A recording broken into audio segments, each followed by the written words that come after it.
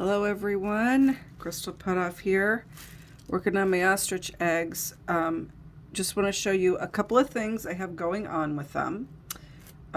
This egg is still green. Yes, indeed it is. But I put the green elements on there, and then I had some, oh here, maybe I can show you on the top.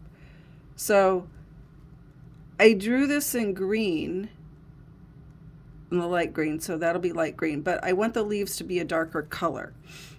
So I've done the top, and what I did here was with the paint brush. So I have my little thing here that holds little bits of paint. I put a couple drops of vinegar in there, and then I take and I put the dye in there like that. This is the asparagus color from Pysanky, USA. So it's a prepared dye. And then what I do is I paint in that area.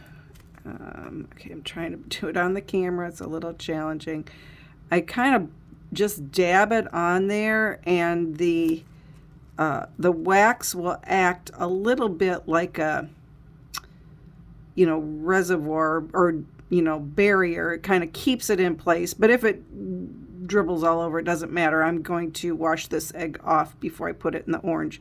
So I dab that on, and I go around and I do that on, I'll do that in all the areas that I want. And then what I like to do is let it dry completely before I, and then I can go back and touch it up. So I'm actually going to blot this off so I can show you what I've done on the bottom. So these darker areas, has not been covered with wax. That's what it looked like when that dye dried, which was good for me to be able to see it, to make sure I was going to have that contrast, and I will. And it's a very dark green, and it'll be very nice.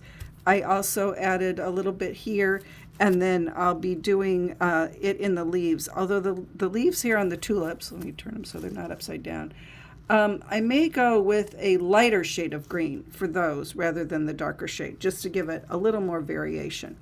So that's the status of this one. That it takes a while to do this painting because you have to let it dry, and you have to be careful because you're painting on a curved surface, and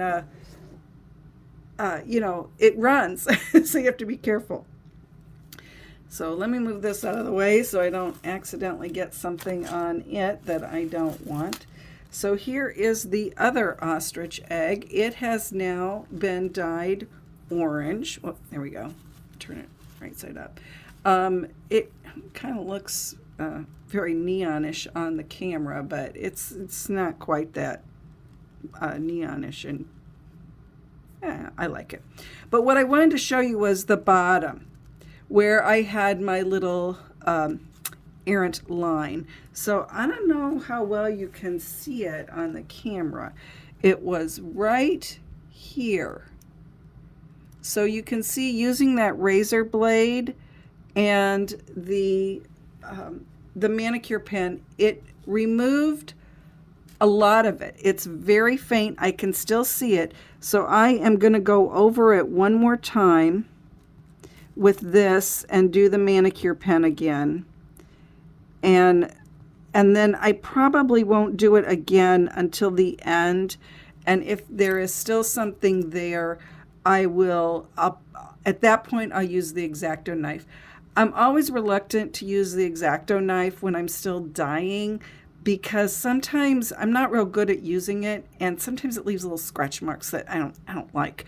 But since that'll be white at the end, it'll be okay. I can scratch it down to the white if there's still wax left there. So anyway, moving along, getting exciting here.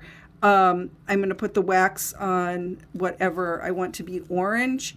This will go into the red dye, and then wax those areas, and then I'll put it into the brick. And then I'm going to etch this one back to white.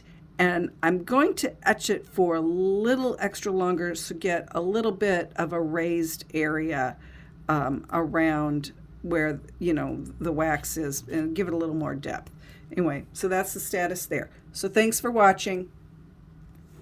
I am going to get these done eventually, and they are going to be gorgeous. You will just love it. Thanks for watching.